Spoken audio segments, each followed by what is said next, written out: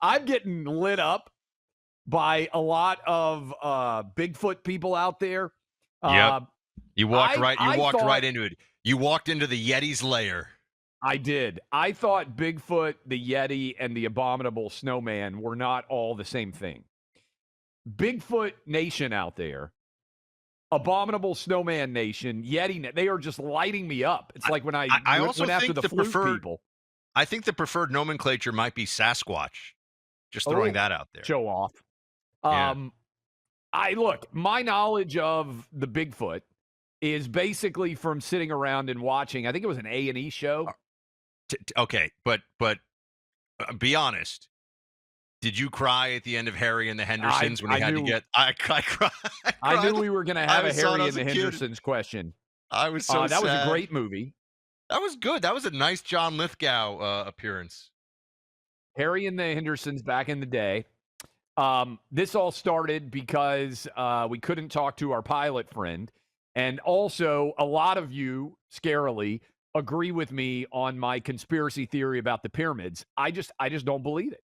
I don't believe that the Egyptians, using the technology that the Egyptians had available to them at that point in time, built the pyramids without there being something that we do not understand about the creation of the pyramids.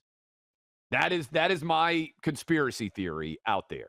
Now, some of you may be engineers and you may be able to refute that conspiracy theory in earnest. There's probably an Egyptian pyramid expert listening to us right now that has just thrown his radio across the room, that is right now sending me an email about how he'll never listen to the show again because of my Egyptian pyramid conspiracy theory.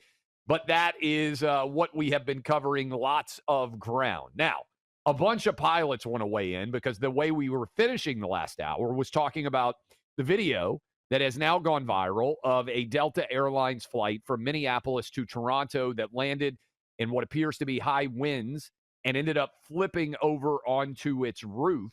Everyone, it appears, has survived. Really kind of remarkable that I think there's a couple of people in serious condition in the hospital, but the story has been that everyone is going to survive on that plane, and there are Can I lots just of say, videos if that you have saw gone that viral video, of them exiting. if you just saw that video, you'd be like, a lot of people are dead. Totally. You would just because there was a flame when it hit the ground. Yes. I think but everyone walked out. Everyone walked out. All right, Gary in California, retired airline captain. He says he's here and ready to talk to us. Gary, what did you see? Yes, the wind was gusting 40 knots, but it was not a crosswind. Look at the video. The smoke is blowing right down the runway from the fire. The pilot did not appear to break his sink rate, and he smacked onto the runway, just like a Navy carrier landing. This was probably the result of the winds gusting, which we call wind shear. And your airplane thinks it's going 130. You hit a wind shear, suddenly the plane is going 110, and it drops like an anvil. The hard landing likely pushed the landing gear strut into the wing, rupturing the fuel, igniting the fireball that we saw in the video. Is it right also, sir, that it seemed like the plane wings didn't flare, like they flare or they kind of do something to slow, and that didn't happen? Is that correct? Well, my take is he hit so hard, the right gear strut pushed up into the wing. That resulted in fire, and the wing ripped off. And now think of a bicycle when you were 4 years old and had a training wheel. That plane couldn't have rolled over if that wing would have stayed on, because it would have been like a training wheel. Couldn't have done it. So I think that the wing got ripped off due to the strut being and the fire and the immensity of it all. So, Clay, thank you, sir. Thank you for sharing your expertise. I'll just point this out. We got VIPs. We got a lot of people that fly planes. Listen here, military planes, commercial planes, and this is interesting. Ray, our VIP, I read to you from the BBC, which was saying quoting that the wings were designed to come off. This is not my theory. I'm just saying this is what an FAA inspector allegedly is telling the BBC. VIP Ray says, I'm a retired DoD aerospace engineer of 34 years. Wings are not designed to break off. An aircraft is designed to stay in one piece, not to fall apart. We design for the maximum expected loads and then add a 50% margin of safety to ensure that it stays together, even if the maximum expected load is exceeded or if there is damage to the structure. Let me just say, I would have assumed what Ray was saying was true until I read this thing. And obviously in this video, the wings just come like right off this plane. I mean, just, boom, like they pop off almost. I just would like some clarity on this, Clay. I'd like to know if plane wings are supposed to come off on impact, if it's a certain kind of impact or not. I'm leaning toward no, but then I don't understand, because it wasn't just the BBC. A bunch of places were reporting this. So I thought that was strange. Have you ever landed in a scary situation in an airplane? Have you I was ever gonna say, been apprehensive? helicopters like, in Iraq got real sketchy a few times. well, But, helicopters that's a in little different. general are very, and you're in a war Well, zone. when people start shooting guns, yes, then Yeah. it feels very sketchy. So But yeah, I would say I'm very thankful for the 240 Gulf gunner. I believe it was a 240 Gulf who was there. But I would say the only time, and my brothers, if they're listening, they'll know what I'm talking about. We flew when we were in Alaska, which is a trip you and your family should absolutely do, by the way. I would love to go. And we've got an awesome and dedicated audience in Anchorage. So thank you for listening up there in Anchorage, Alaska. But we did some of the small planes in Alaska. A couple of those, the turbulent air situation got really sketch in a small Yeah. plane too. Because the thing is, you feel like if that plane goes down, I don't even know if it's a national news story. It's just like in the Anchorage Daily Ledger or something. Yeah, well, that happens all the time in Alaska because weather conditions can change so frequently, and it's not Yeah. an easy place to get around. I've been in a lot of small planes, but I think it was last year. I don't remember if I talked about it on the air. I was flying to DC, and we were supposed to land at National, and the pilot came on and said, "Hey, our brakes are not functioning correctly. And so we're going to have to land at BWI, which is Baltimore Washington International. And because they had a longer runway and they were concerned about us running off the end of the runway. I wasn't that concerned about it until, Buck, we came in for the landing and they had, I'm not kidding, probably 10 different fire engines all lined up along the runway.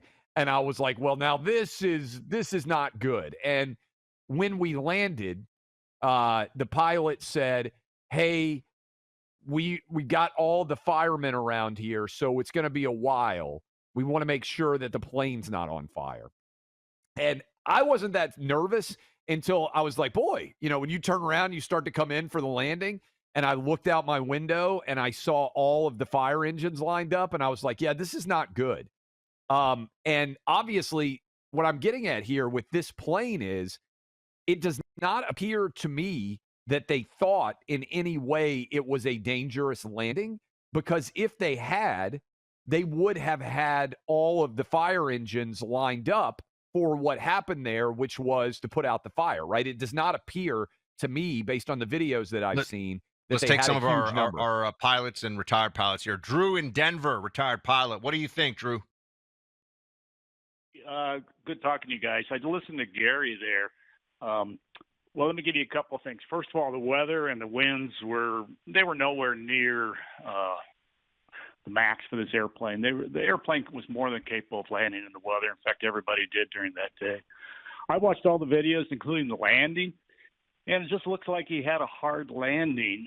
The question comes, was he on the center line of the runway when it happened?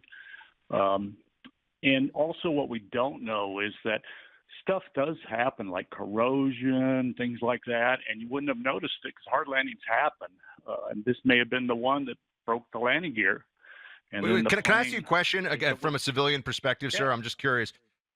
Would you, like, if the pilot's coming in for that hard landing, though, the speed gauge, he must know, right? I mean, it's not like a surprise, like I'm going to be hitting the ground really hard in 3, 2, 1. I mean, is he aware? Like, would he have given a distress call on the way down, or can it be kind of a surprise? No. You plan on that. You actually add airspeed to you watch the wind gust around. There's a whole formula for adding airspeed on the final approach, just for the winds and the gust and things like that. That's really normal in the airplanes. But I'm saying, would he know he's going in at a hard landing, though, before it's too late to do anything about it? Oh, he wouldn't have known it was a hard landing until the last minute when he forgot or was slightly behind the airplane and didn't bring the nose up high enough and arrested the Okay. descent. So it And can be that's quick. I mean, generally so what happens in pilot a hard error landing. can be what happened here. That I'm not saying it is, but it could be just massive pilot error. Is that right? It could be part of the equation. That's why I emphasize there's a couple things. If he was off center line on the right side of the runway, hard landing, the landing gear breaks, the wing hits the snow that's alongside the runway, or even the landing gears hits maybe a snow or something on the side of the runway. There's a lot of factors here. Do you, you've been a pilot for a while. I asked the question, are you more or less optimistic about airline safety today than you would have been in 2000, 20 years ago? Well, I will tell you this, that over my career, started in the late 70s, that the pilots today are better trained and more disciplined than they were back in the 80s, just because of the safety standards. Whenever there's an accident like this, everybody goes through. In fact, I was in our flight training and checking and standards department at one time.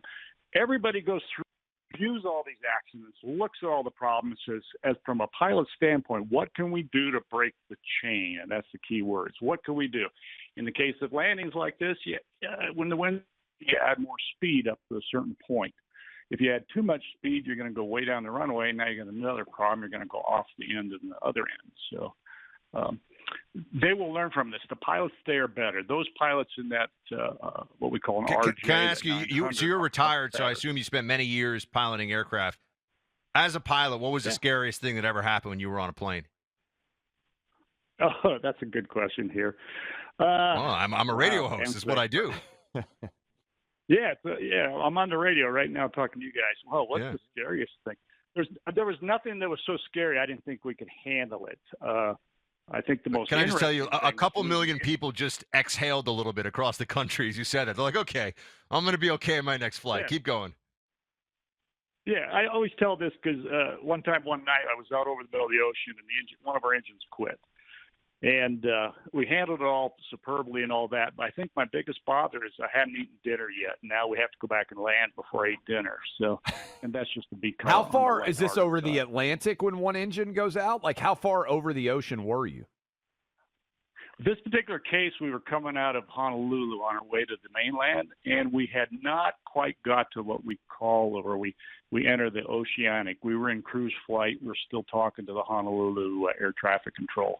So basically, we just turned around about 45 minutes and landed back in Honolulu. So, what percentage of people notice if the plane turns and goes back in the other direction? Like, was everybody nervous? Do you tell them that one engine's gone out? Like, what does the pilot notice to the crew? I mean, the crew may know, but like the actual passengers, do you have an obligation to inform them those kind of things? Oh, absolutely. First of all, we have to take care of whatever it is that's going on, emergency or situation. Talk to our flight attendants because they have to deal with the passengers. And in this case, the flight attendants already knew because whenever an engine quits, the electrical system does a transfer and everything kind of flashes its lights. And then after I communicate as captain to the flight attendants, and we decide what we're going to do. We make the announcement to the passengers that we're going back, in this case, to Honolulu. But we've lost, over the years, it happens every single day. Something's going on in the airline business. You just don't hear about it. People have mechanical failures, hydraulic failures, and they always land in success. Obviously, this one didn't. Thank you for the call, and thank you for the stories. We'll continue to take some of your calls. A lot of great ones out there. But I want to tell you how many of you are having right now a little bit of an issue with energy. How many of you are starting off 2025 and you don't feel like you have your same level of vim, vigor, vitality? Buck is all in on chalk. He's got a baby coming in April, trying to get rid of the dad bod, be in trim. I'm working hard. Condition. I got this Tomcat 100 in my hand. I just took it this morning. I love these chalk products. And my trainer is like, chalk is the top stuff. You got to get more. Seaton, our buddy down in Texas, Buck is taking it. He has gotten in shape. What have you lost, 25 pounds? 30 pounds.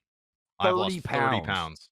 And I'm benching as much as I was when I was 30 pounds heavier. Boom. That's pretty. What are you benching now? Don't worry about that, Clay. Chalk.com. You can lose weight. You can bench like you did when you were a younger man like Buck. All you got to do is use my name, Clay, for the best possible deal on your subscription for life. CHOQ.com is the website. My name, Clay, for a great discount on all subscriptions for life. That's chalk.com. Get hooked up. More energy in your life at CHOQ.com. Do it today.